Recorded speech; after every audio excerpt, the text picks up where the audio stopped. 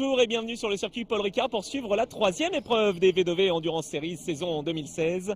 4 catégories sont au programme avec les protos, les feniaux, la monoplace ou encore le GT et LMP3 avec des plateaux en constante augmentation. Nul doute que le spectacle sera au rendez-vous ce week-end, d'autant plus que le circuit du Castellet fait la part belle au pilotage. On le découvre sans plus tarder. Construit en 1969, le circuit Paul Ricard a entre autres accueilli 14 Grands Prix de Formule 1, 22 bols d'or et 12 Grands Prix moto. Dédié exclusivement aux essais entre 1999 et 2009, le circuit varois devient rapidement la référence en termes de sécurité avec des zones de dégagement en asphalte et des barrières absorbantes de choc en polyéthylène. Ce week-end, les pilotes V2V vont même avoir la chance de s'affronter sur la version la plus longue de cette piste rapide, technique et sécurisée.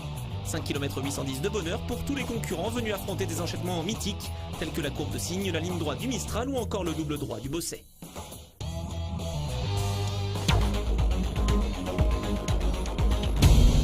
On commence ce résumé de la troisième manche de la saison avec les feniaux. Cette série toujours aussi fun et rafraîchissante fait une nouvelle fois le plein sur le circuit du Castellet.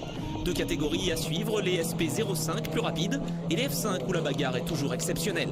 En F5, très belle prestation de Cyril Denis, auteur du meilleur chrono devant Patrick Seyé et Cédric Gardin. En F5, le peloton est très compact, nous sommes avec Aurélien Robineau, alors que, regardez à droite de l'image, le poleman Cyril Denis se fait pousser par Patrick Seyé. Quel dommage pour le Sartois, contraint à l'abandon dès le premier virage. Derrière en F5, bataille intense entre Claude Chaumeau, leader d'une courte tête devant Aurélien Robineau avec qui nous sommes en caméra embarquée. Les deux leaders sont suivis par Cédric Gardin, en embuscade dans le sillage de Robineau.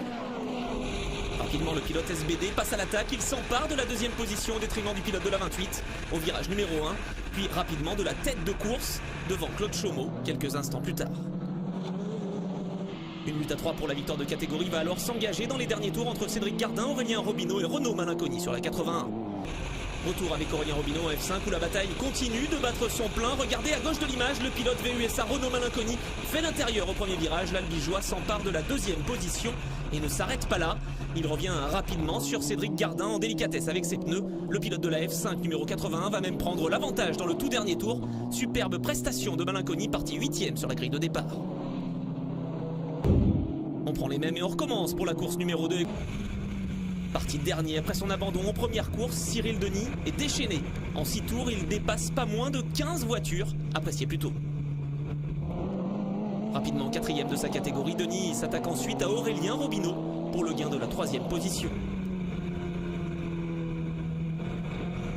Un Cyril Denis qui finira par se défaire du pilote de la 28 pour monter sur la dernière marche du podium.